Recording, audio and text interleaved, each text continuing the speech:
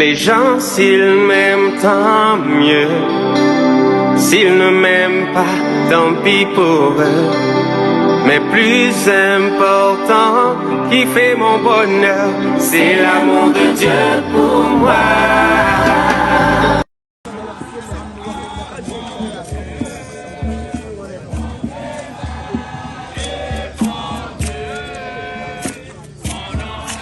Bien le bonjour à vous, j'espère que vous allez bien.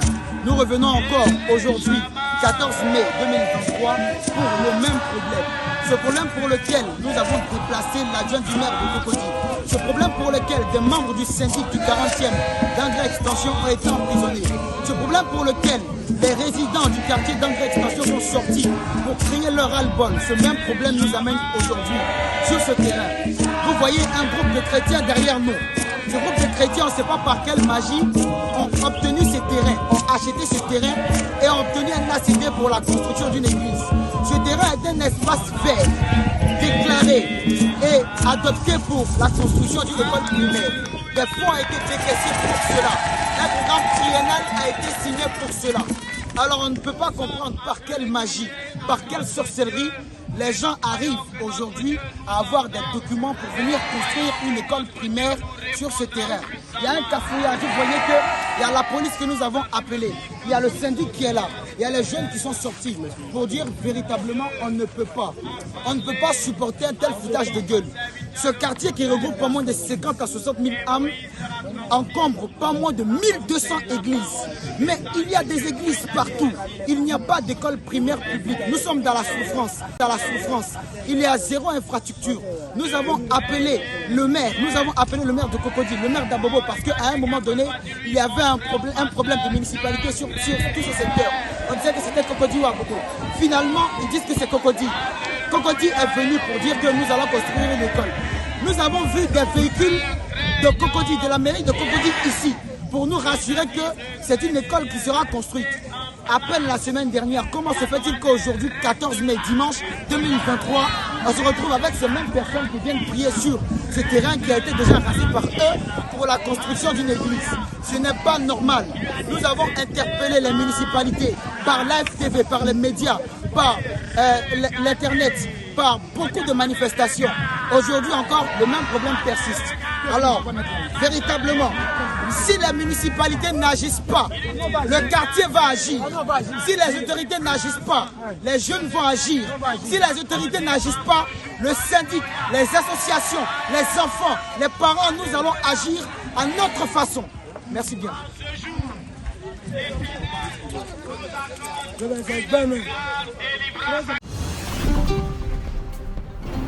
Les gens, s'ils m'aiment, tant mieux. S'ils ne m'aiment pas, tant pis pour eux.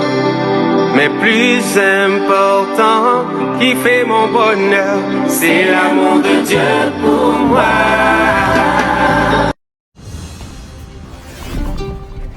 Nous lançons un appel encore une fois au président Macky Sall.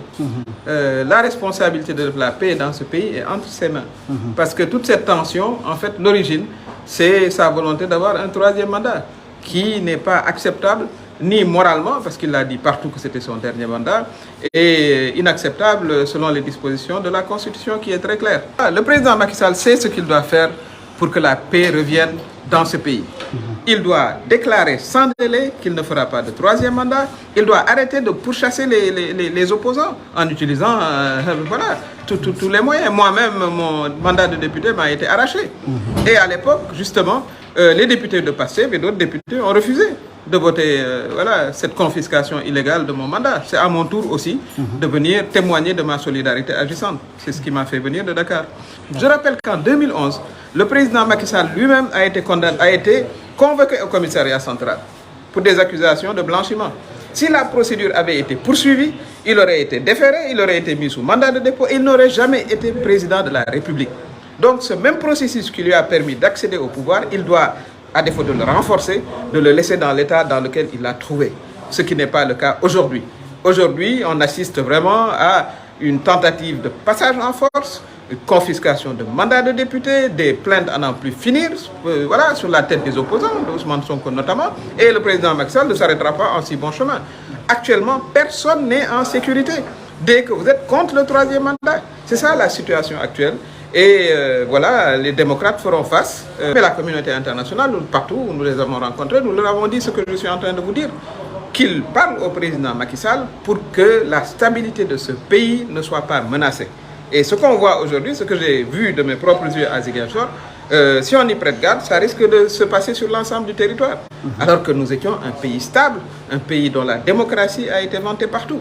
Donc nos partenaires, mais également nos leaders religieux et d'opinion dans ce pays doivent lever la voix pour dire au président Macky Sall de préserver la paix.